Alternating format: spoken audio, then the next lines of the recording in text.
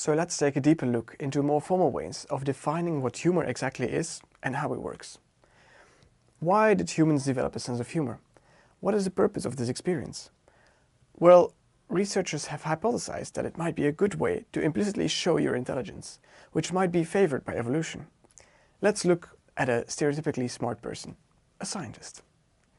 They might be doing an experiment and suddenly get a result that they did not expect. This causes them to gasp, and then realize what their mistake was. Aha! And possibly even mutter under their breath. That's funny. In that moment, they did successfully resolve something weird by finding the right explanation. Scientists have argued that the feelings when hearing a joke is very similar to this aha, but then it being replaced with a ha-ha.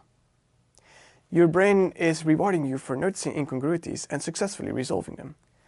This is clearly a useful evolutionary trait if you're a caveman.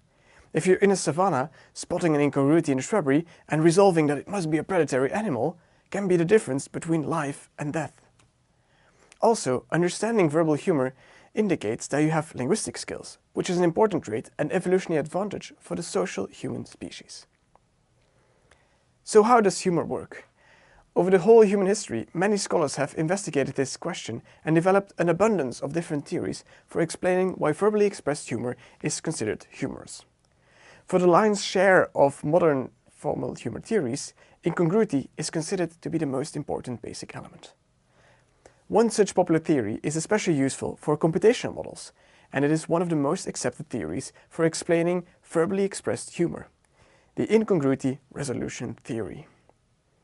This theory states that humans perceive something as humorous if an incongruity is resolved. Let's look at the following joke.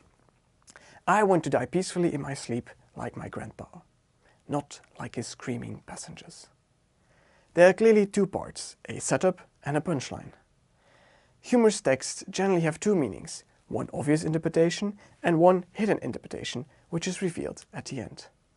The setup has an obvious interpretation, namely that the grandfather died in a normal sleeping place, namely his bed. The punchline, however, is incompatible with this interpretation, as a bed does not have passengers. It prompts our brain to start searching for another possible interpretation that is congruent with both the setup and the punchline. The brain might then discover that there is a second hidden interpretation, namely that the grandfather was the driver of a bus or a taxi or even an airline pilot. If this interpretation is not discovered, then the joke doesn't work and we're just left confused.